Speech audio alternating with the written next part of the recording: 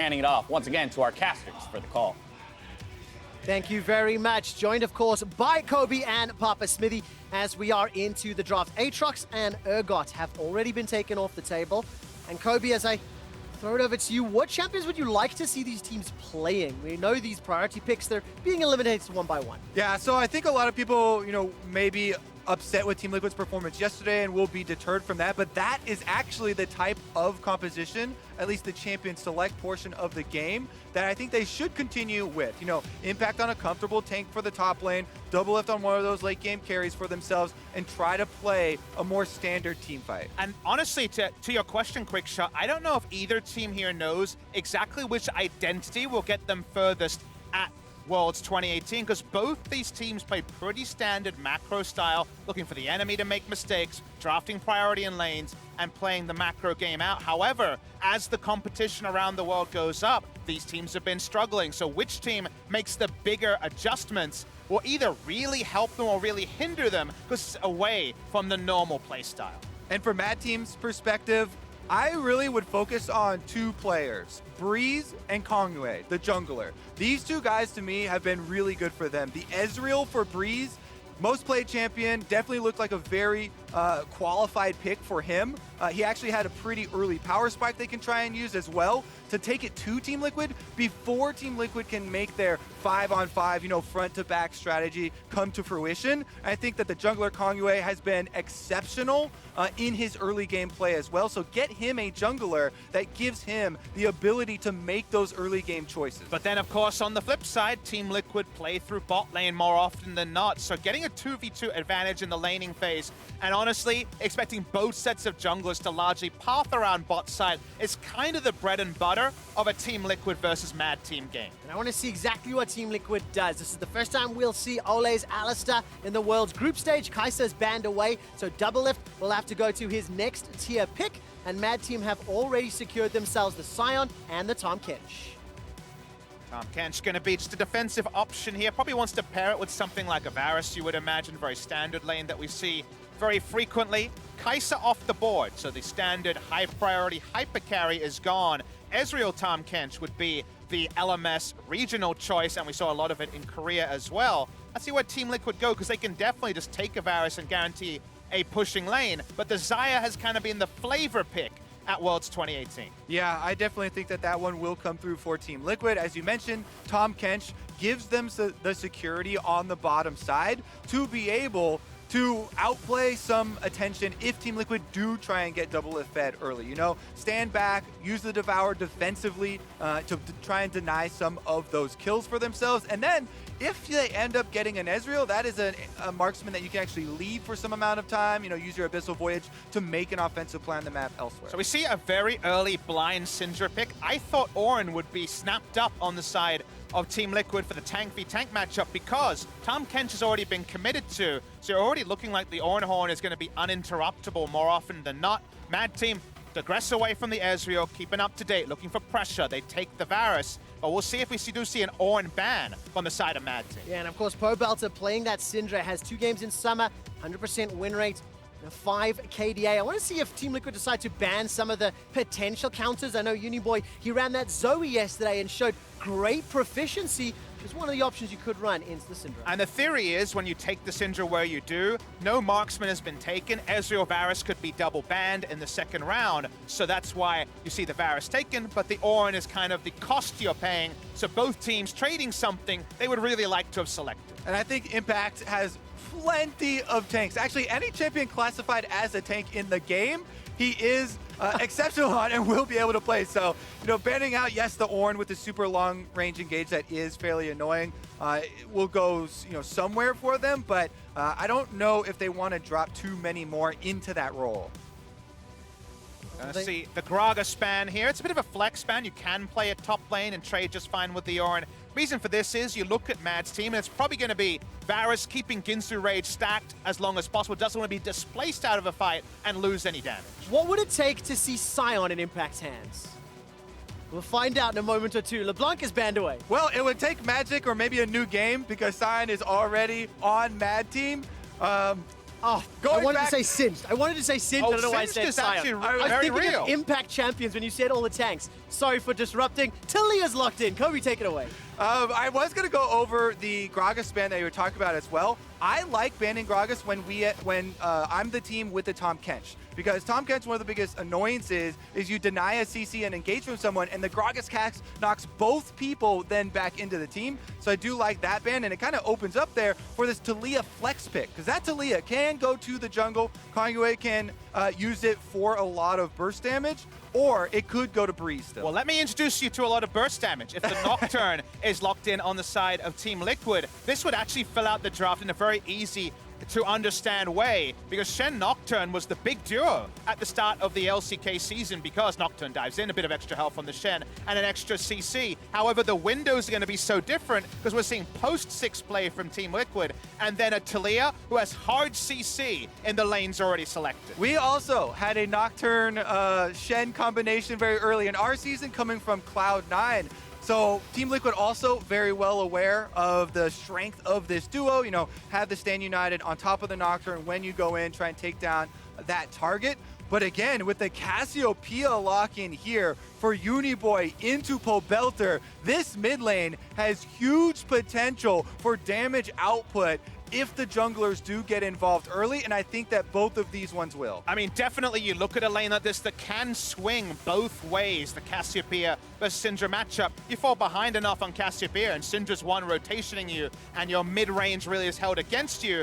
The converse can be true. However, I look at Kongyue and say he's got some really appetizing lanes to try to playmake around, and some of them even pre-level 6. Well, you know it's going to be around Uniboy, and the reason for that, he doesn't know how to fall behind on Cassiopeia. 5 games played in summer with a 38 KDA and a 100% win ratio. Let's see if Uniboy can step up. I will say that 2 of those were counter picks into Ryze, which is a great matchup, but he definitely has a good handle on Cassiopeia, and we expect there to be fire. And it's one of the players, when you look at the Mad team, that we have had discussions and questions around, will he be able to step up? Will he be able to perform on the international stage? And this is now where you have to prove in a matchup that you're experienced, you can dominate. You've proven you have dominated in your own league, Kobe. His Zoe definitely was impressive to me, keeping them in that game for so long and doing a tremendous amount of work for them. This time around, it's going to be a completely different role because Cassiopeia does need a team to play around her, and we'll see if Mad Team can bring it all together. And both these teams desperate for a win, neither of them coming away with a win in their first 2 games. First round robin ends in just one more best of 1 after this. So it's critical that you get your Worlds 2018 started right now. And if you do not want it to end by Wednesday next week, you need to pick up wins today. And when the round robin concludes, I believe this group will wrap themselves up on Tuesday. For now, Team Liquid and Mad Team are fishing for their first win here in Group C. And we've touched on the early game impact that Mad Team can have and how it can be unlocked by Kongyue, so that is where my attention will be focused for these next few minutes. Yeah, let's just explain some of the jungler mid laner interactions because we do expect these to come together very early on in this game. Cassiopeia almost always will take the phase rush because she can proc it so easily, and the extra speed allows her to keep up the damage.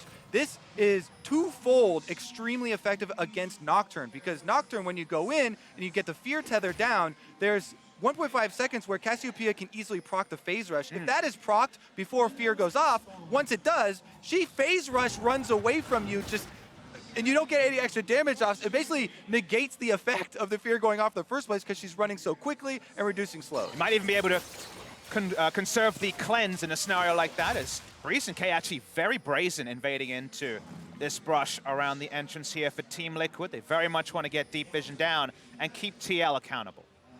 Olleh was waiting in that tri-bush for something to happen. Okay, we'll get the Trinket Ward down before any further follow-up.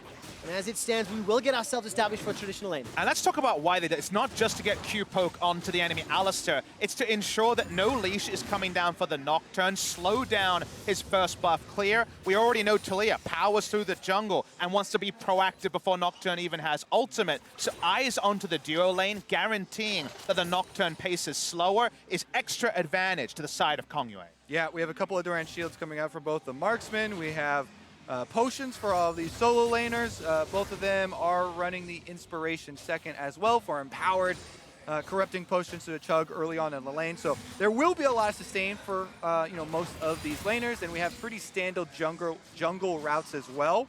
So the early game so far should just be fairly calm and go according to plan. Nice stun there from Pobelter, though, for some early harassment. Yeah, very nicely done. He's got the minion dematerializer and starting to unlock, got the corrupting potion as well. So good start to the laning phase, but obviously the moment Uniboy gets close to that petrifying gaze, there is some kill pressure, and Xmithie's already got the first Scuttle Crab. Good move from Olleh to come up. K can do the cheeky thing of coming over and just eating the Scuttle Crab and disengaging it from the jungler, so want to keep Tahm Kench away from the Scuttle from your jungler, as it seems like vertical jungling might just be purely inactive. And already we're seeing some semblance of team play from Team Liquid, which was one of my big criticisms from them early on in the group stage was a lack of that team play and coordination, as well as a lack of planning in going for these objectives. However, in this game, we just saw a small bit of that on display. The bottom lane pushing up, helping with not only the Scuttle Crab, but also the blue invade, which now Kongyue on the Taliyah will not be able to get. Ooh, good little knock up there from Olleh onto Breeze, but this is a flash forward from K. He's looking for the Devour. A tongue lashing gets the stun, gobbles up Olleh. There's support from Kongyue. First blood picked up by Mad Team. And Mad Team are going to survive as well. K does not go down to the burn. Huge first blood for them on the bottom side because they had just been counter jungled and Taliyah had the blue taken away. This is a very good consolation prize, though, as they're able to get that goal. Mad Team so desperately needed that. Instead of just taking the topside blue buff around the vision that Kongyue had, he reinvaded his side, was seen on a ward from Team Liquids. They were aware that his pathing meant he would go without a blue buff that would likely be in a really tricky spot. Instead, we watch the timings here. Notice they now see the Taliyah coming in onto vision as Olleh's going for the headbutt. Pulverized from here. If he gets stunned, he's done. And that's exactly what happens. Yeah, K was able to flash and get that last auto for the full passive stack, which allows him to hit the full length tongue for the stun.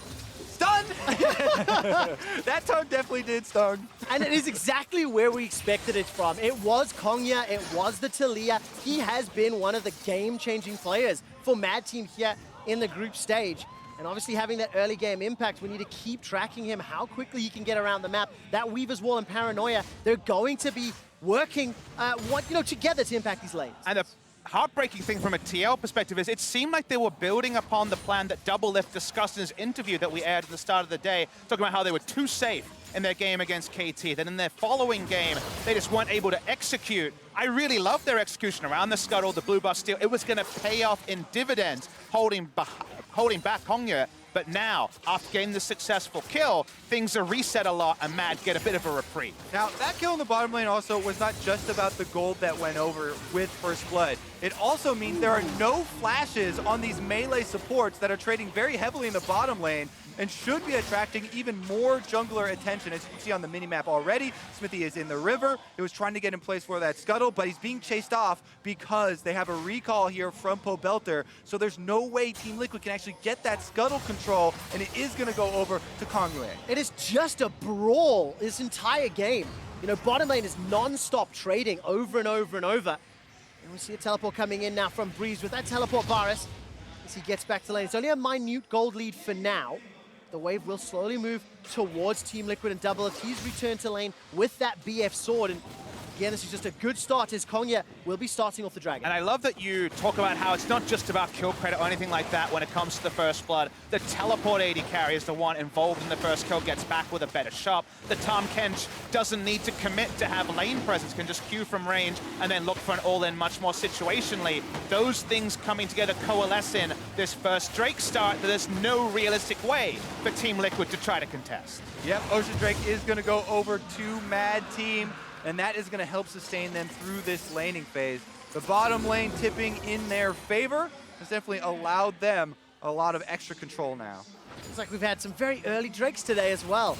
A little bit of a pivot to the gameplay style, and Mad Team will be very, very content with that. I'm looking at the CS numbers. Some small deficits in top and mid lane. Not a huge amount to write off right now. And obviously that Finnish Codex was picked up by Kongyue. And you can also see, you know, Team Liquid have some eyes towards the bottom lane, but some deep wards that Mad Team have been able to get into the jungle. Saw Xmithie walk over here and threaten the ultimate from Nocturne, so they just backed off, and they're able to avoid that for now. It's great warding spots that you can pick up as a solo queue support. The lane ward against Rammus is an old one that people had, and now we're seeing some Nocturne spotting wards. Can, of course, not cover the entire map. That gives you some good ideas. TL invading together, they're actually looking for Kongyue. Yeah, you got a deep ward down here. They put the control ward in Mad Team's jungle. Not sticking around to try and find them at Wolves, though. It is a promising sign, though, to see how, you know, Pobelter moves to back up Xmithie. Earlier, Olleh moved to back up Xmithie. Some of those weaknesses we saw in yesterday's games haven't shown themselves yet. Take into account, too, that Team Liquid do have access to the Stand United from Impact. And if you see the mini-map, he's at his turret right now. So Team Liquid communicating a little bit about a possible play on the bottom side. You can tell they were trying to set it up.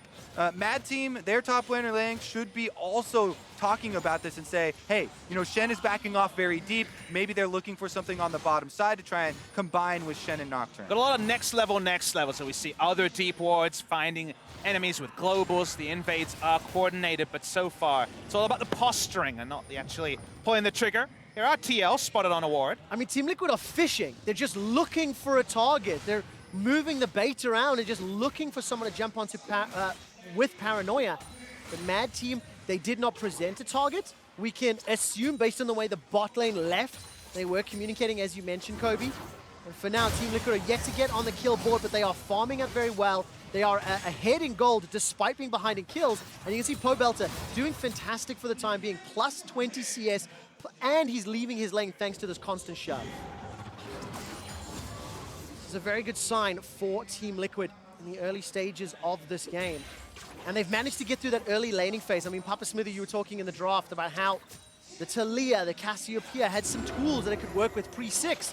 Now they have to be a little more cautious post-6 because of Team Liquid. And both of these junglers have long-range ultimates that can allow them to close the gap. Right now, Taliyah in lane here, looking for a possible play on bottom side. They were looking probably for another engage from Olleh, who has been using the headbutt pulverize for harassment within lane to go for those chunks. He doesn't go for it here, though, and kind of the protection movement goes unwarranted. The standard laning has led to about a 13 CS in mid lane, but the advantage in bot lane is the more surprising one, especially because Breeze had teleport to get back to lane and thus was much less likely to miss any minion waves. That is, of course, a product of the fact that Team Liquid have put down 3 control wards bot side to control the area. They're giving up CS. We might see a player. Here's Kongyue. Yeah, I held my breath for the Weaver's wall, but the angle wasn't quite there. Impact had flash available to him as well. It's going to be a little bit difficult to make that stick. And at the end of the day, Kongyue still looking for more opportunities. And Xmithie hasn't yet used that Nocturne ultimate, but he hasn't needed to. Look at her doing just fine for the first 10 minutes, and they've definitely got the tools to assassinate really anybody they want to when you look at the fairly squishy champions, with the exception of that Sion. Yeah, fairly slow-moving early game, kind of as we prophesized. Here we go, though. Taliyah will head back down towards the bottom side.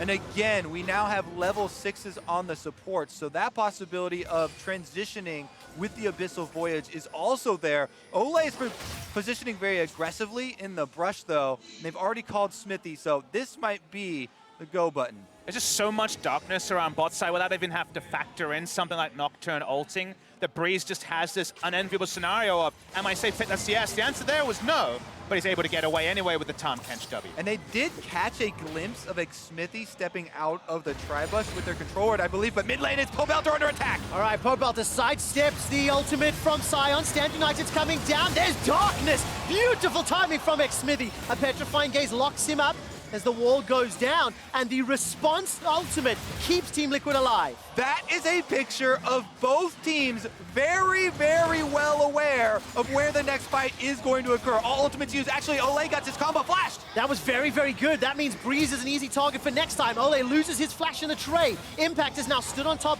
of that miasma, needs to try and get away. Sidesteps out, nobody goes down. We forget that in such an even game that's had such a slow pace, all the summoners are up, everything is up defensively. It was a 3-man petrifying gaze coming through from the Cassiopeia, and yet that wasn't going to be something worth shouting about because no one was in position from Mad Team to actually capitalize on it. However, finally we have 4 or 5 minute cooldowns that are going to have to be given up for about the next 15, 16 minutes into the game. Theoretically, the next time we're coming through these ult cooldowns, the playmaking can start. It makes a potential Mountain Drake fight all the more spicy if either team decides to go for it and hasn't done their due diligence.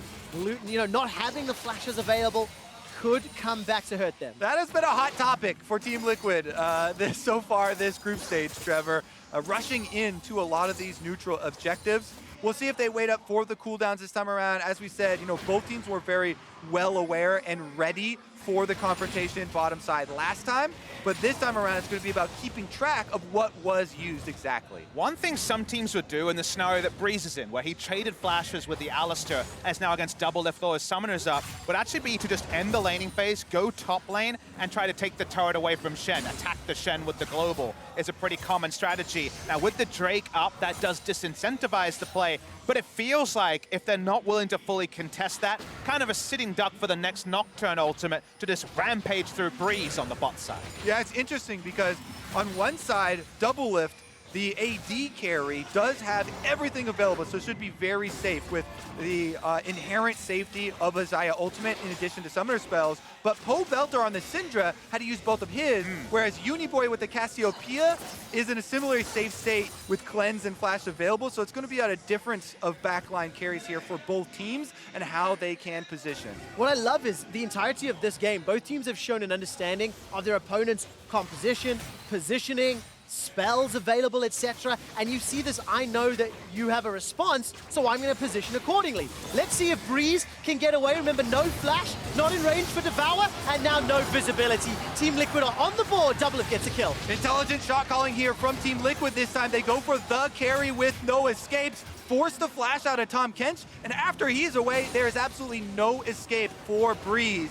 Meanwhile, Mad Team have no recourse, they just have to reset. K didn't want to flash towards Breeze because he was worried about how much reinforcement might be coming through the river. Taliyah wall's used, but actually stops Mad Team from walking up. Yeah, I think that may have been Kongyue saying, I don't want you to challenge this, bros. Locks the door. That's a route after a stun onto Liang, but there's no further follow-up. Team Liquid, what is the call? Re-engage for now. That's Taunt doesn't catch onto Liang, and he's able to escape. Pobelter is now moving a little bit further away as DoubleLift and Olleh, they get caught out. Featherstorm flies, flash is available for DoubleLift, and he's holding on to it.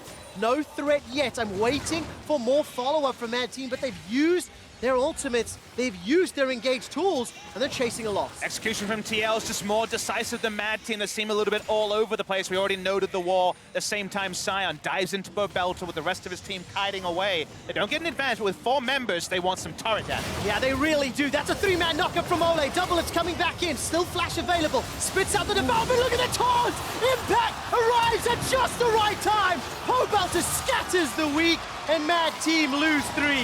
Mad Team overstepped their bounds here, and Team Liquid with the huge punish. That was an Olleh triple knockup into Impact triple taunt.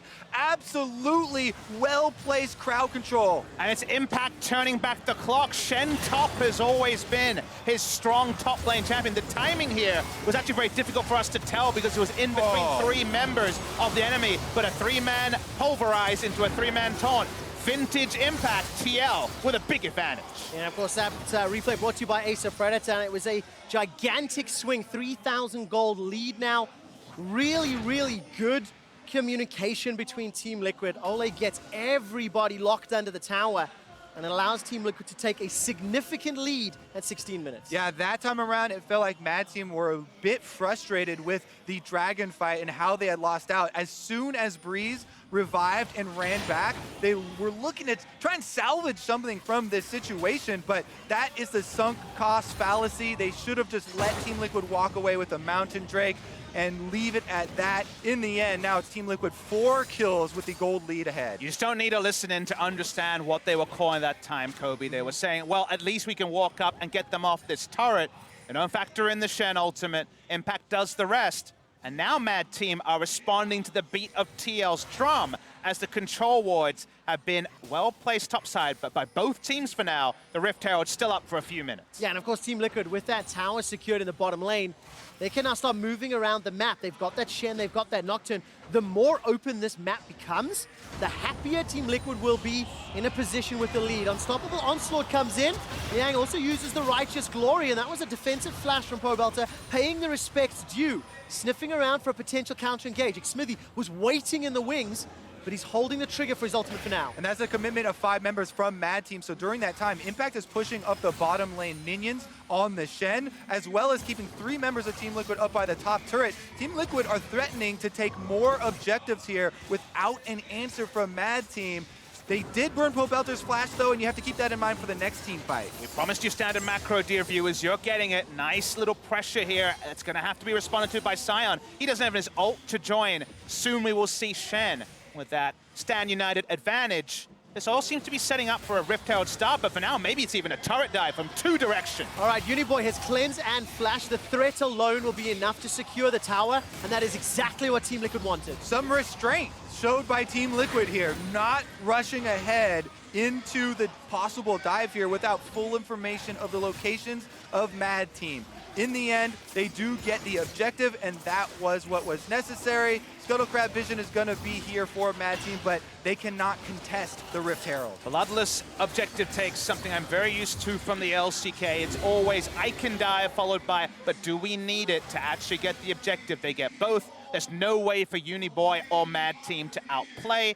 Nice little 4,000 gold lead for TL, and not having to expend too much to get it. Yeah, we should position ourselves in Mad Team's shoes now. Remember, the one thing they did just get, their one advantage, was burning Pobelter's flash. So their eyes should be on this Syndra carry in the mid lane as their possible next target. The problem with that target play is they don't really have the sort of team that assaults the backline so easily. We saw Sion trying to drift his way there. That's honestly their best way. If you think of Varus and Cassiopeia, they're much better playing front to back, just killing the closest target. Theoretically, the first target, because Rageblade, Blade the Ruin King, and also Cassiopeia will do a lot of work there. But when it comes to actually getting access to a Syndra, that's tricky. Yeah, going to be very, very difficult. And of course, you know, our attention was going on Kongyue. We had expectations and high praise for this jungler from Mad Team, and he wasn't able to find a way into the game. And I think I want to give some credit to Team Liquid's early game. They were fishing, they were looking for opportunities. So Mad Team have been on the defensive for at least 20 minutes. We spent so much time talking about what Team Liquid were doing, largely around things like scuttle control, that in that time, there were no entrances for the Taliyah. Speaking of entrances, nice little body blocking from Olleh. Now the game is at the point where they don't have a lot of map control, and if you go on a one-way trip, you just die as Kongyue. So that's the big problem here, is he hasn't found the latitude to use a Weaver's Wall since that Drake contest. Stand United is available for Team Liquid. If Mad Team go for this, that would be a risky engage for them to take, considering they have equal roams from Team Liquid already moving up, and the tower is about to go down, so they think wiser of it. It looks like they will cede some more territory. Yeah, and just a reminder of the stakes. Both of these teams at 0 and 2 here in group stages, and both of these teams carrying the weight of expectations from their regions. Team Liquid is North America's hope. It's shining light. Currently winless. Mad Team has to prove that the LMS is more than just the Flash Wolves. You know, they've recently promoted, and both of these teams will be fighting tooth and nail to pick up this win, but Team Liquid in the driving seat, 5,000 gold up, 3 towers to 0. They're equal on Dragons, they're ahead in kills. They have all the tools they need to maintain this lead. Yeah, Mad Team, still a bunch of young guys with a lot of hope here. I mean, coming from the AHQ Challenger squad, bringing in Breeze and K with some pretty good performances for themselves. Let's see if they can handle this dragon, though. It's another mountain, so Team Liquid are really threatening some objectives as they transition into the mid-game. Double stacking mountain drakes mean that this barren area needs to be warded for Mad Team. So we have a pretty good idea of how TL continue to move up their league. Just following the checklist, getting every easy objective that presents itself to them. When you've lost map controls, as Taliyah comp from Mad Team here, the best way to find a way back in is to get that big fat stack of control wards and try to set up Baron vision, because they have a very strong team for taking Baron. It's going to be a Rageblade, Blade of the Ruin King, AD carry, Cassiopeia. Needs no introduction about Baron speed. And then if the enemy's coming to you, the problems they have of backline access become far less relevant, because Sion tanks it for days and you start fishing with seismic shoves, Varus ultimates, etc. So the turn off Baron and their Baron speed, Mountain Drake or no, is Mad Team's best way to make Team Liquid come to them. And we've already seen just how both teams are fully aware of the kits, the summoner spells, the ultimates. And the reason I pay that attention, Pobelter's flash is now available. It's a couple seconds away. That window of opportunity has now closed. And Pobelter will be feeling a little more comfortable with that Banshee's Veil, the Ludens, his flash available to him, so that Team Liquid can start once again moving around the map and trying to set up some plays. And I've been very impressed with his stuns. Xmithie forced to throw down the Rift Herald. I think that was about a timeout, obviously. But this will just back up impact. Get a little boop onto that tower with a little bit of luck. It's in the lane they want it in, though, because it heaps pressure onto this Sion, and it's also, if you ever react to this with more members, going to open up a Baron start for TL. And you can see what they're doing in the meantime. Xmithie here moving up, getting very deep vision as the Nocturne, putting these wards throughout the jungle so that he can hover between two lanes and threaten that Nocturne ultimate for one of those picks. Team Liquid, as you can see with this vision toggle, have absolutely blanketed the map and really forced Mad Team into a small corner. They really control so little. They control their red buff area and the minions pushing into the carries of Mad Team. This is suffocation coming in from TL. They're not willing to move into Baron just yet. They don't actually have the best team for tanking Baron. Alistar and Shen, not the best duo, because they're all over the map. So for now, they're not contesting things like red buffs, but they're going to get very little advanced warning, will Mad Team, when TL finally think the time is right. Yeah, and with two Mountain Drakes, they may not be able to tank it for very long, but it won't need very long to kill it. Nocturne and Xayah will shred through that objective. You can see a number of control wards in the inventory for Team Liquid as well, so they're just going to push that vision beyond the river. You mentioned Mad Team, you know, the suffocating vision under the effects of what feels like a permanent paranoia. Yep. They are so deep in their own territory. They've conceded 4 towers. They lost their red. They're losing their blue.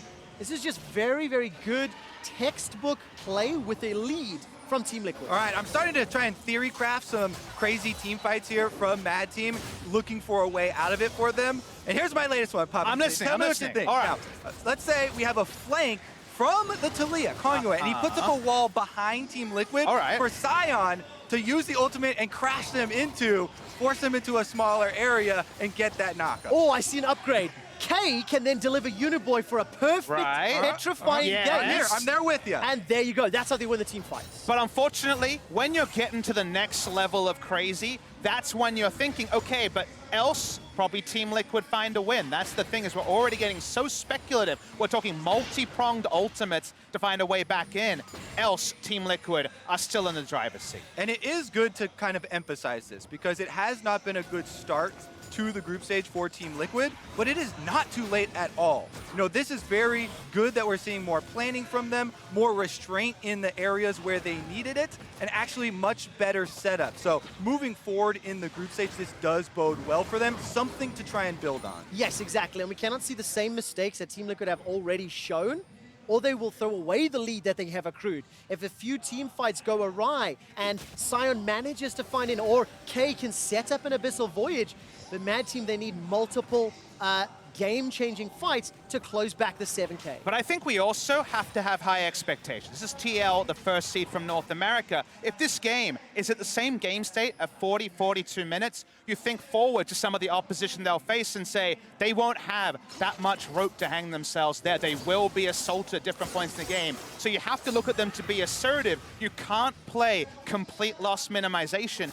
Even when you think of the team most adept to come back in these scenarios, in SK Telecom, they would make controlled risks when they have to. The risks here to make a play for TL are very small, but if they make no play, they give scaling to Mad Team. Feels like you've just given us a homework assignment, Papasmithy, and that would be to increase the vision here around Baron and look for the pick. You're my star student. You're great. As long as they have impact back to the bottom lane, pushing up those minions, the pressure will mount on Mad Team, and eventually you go for the misstep. You have Nocturne, you have Shen, you can make the call.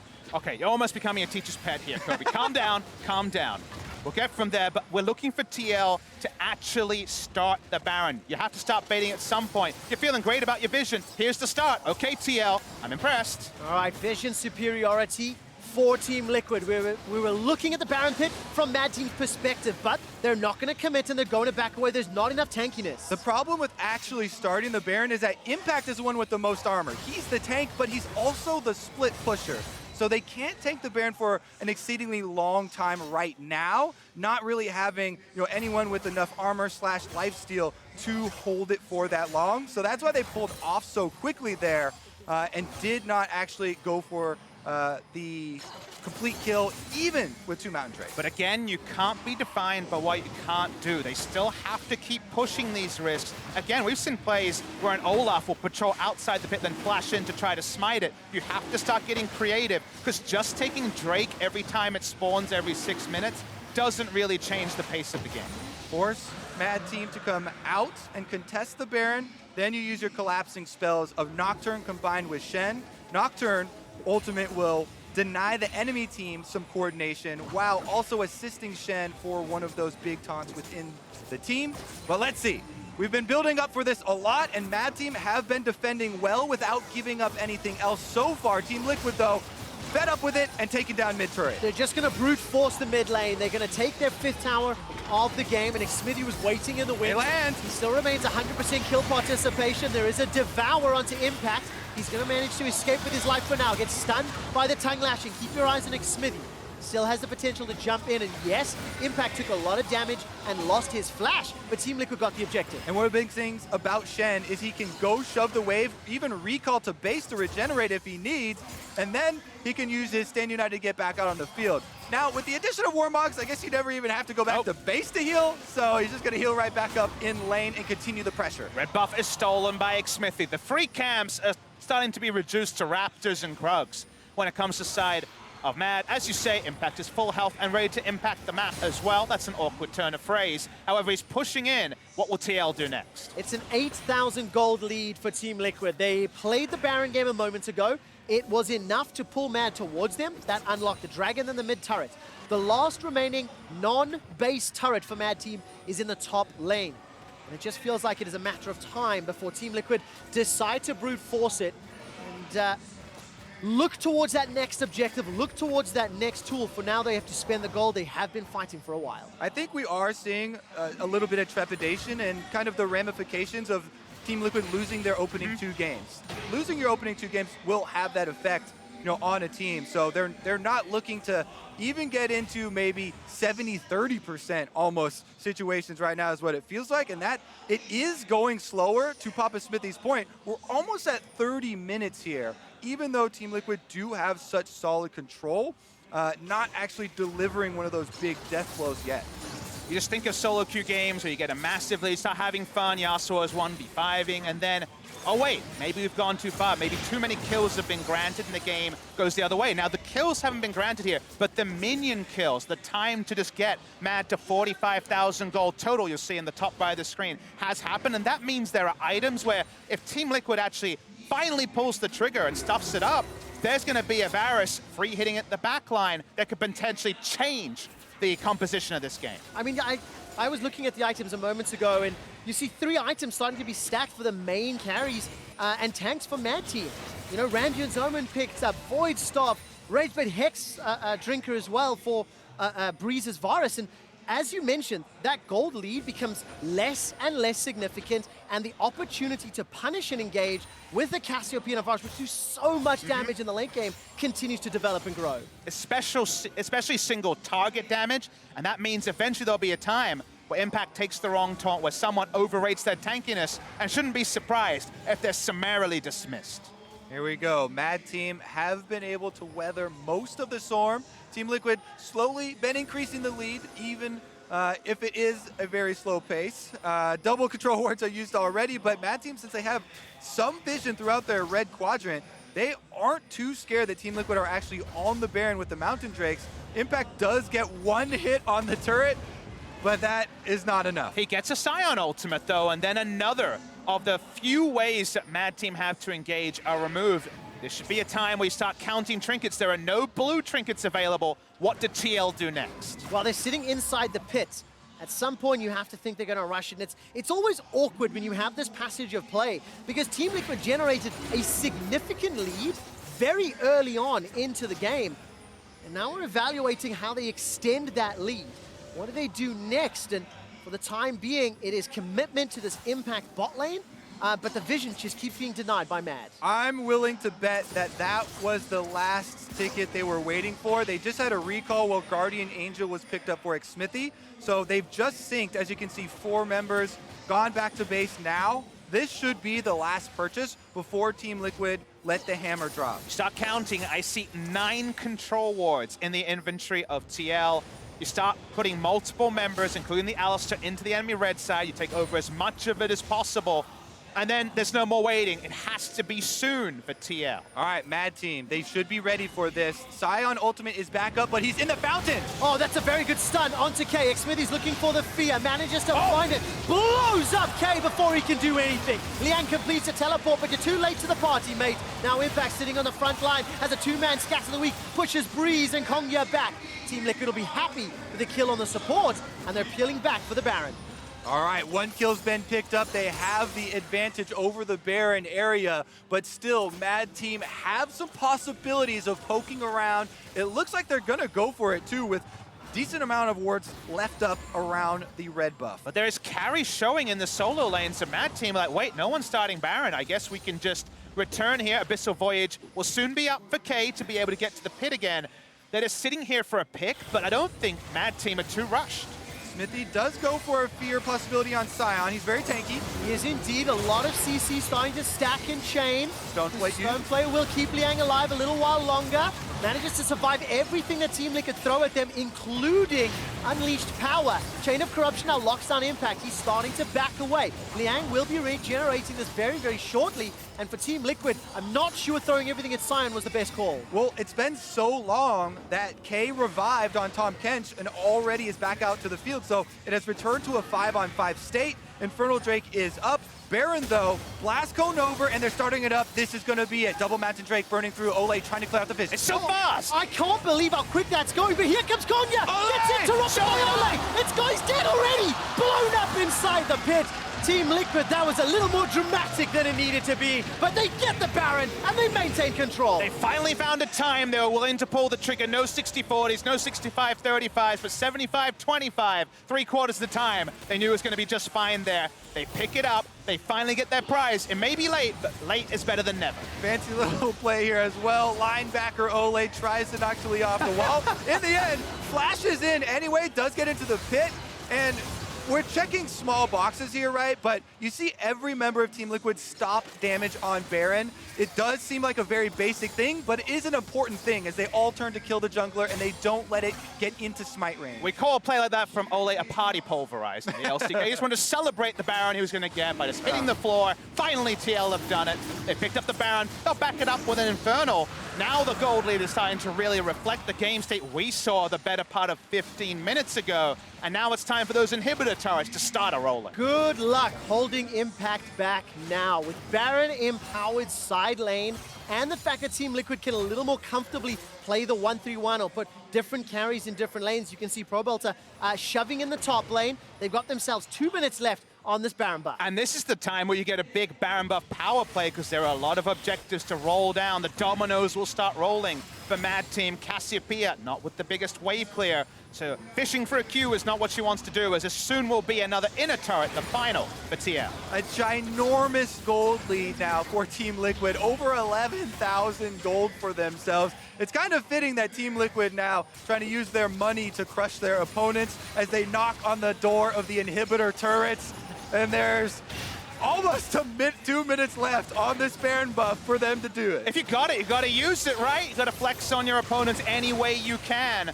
Lots of pressure being put down here. Not easy for Shen to split push an inhibitor turret, though. I think TL might have to get a bit more hasty if they want this game to end soon. About 1.5 minutes left on the Baron. And it's one of those situations where you're already in a deficit and the potential for comeback is so challenging.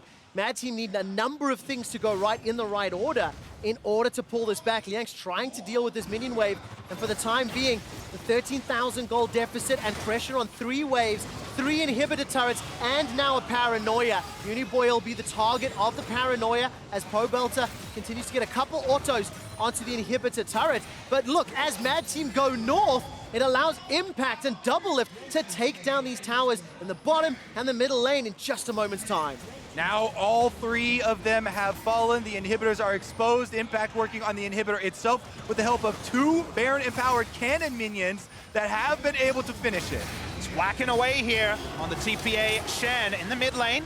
Chain of Corruption catches out into Pobelter, takes a couple of autos. Olleh comes in to save the day. The root killer is called back by DoubleLift to take a look at Impact in the middle of the team. Already taken out Breeze. K follows shortly, and Uniboy, you're running away from your base, mate. Pobelter comes in to save Xmithie. Unleashes his power, not enough for the kill, but it doesn't matter. The Nexus turrets are the focus. The base is where TL are paying their attention. Impact, Olleh, and DoubleLift start taking down the Nexus, and they will pick up their first win as Team Liquid will have their stats just a touch more. Take out Liang, and Team Liquid take down Mad Team. Took them a while, but Team Liquid are on the board. 1 win for them now on group stage to work with and try to continue from here. For me, the way they played, the communication they demonstrated, and the fact that they showed such a stark improvement from yesterday's games is what's screaming in my head. Every single thing that went wrong yesterday seemed fixed today.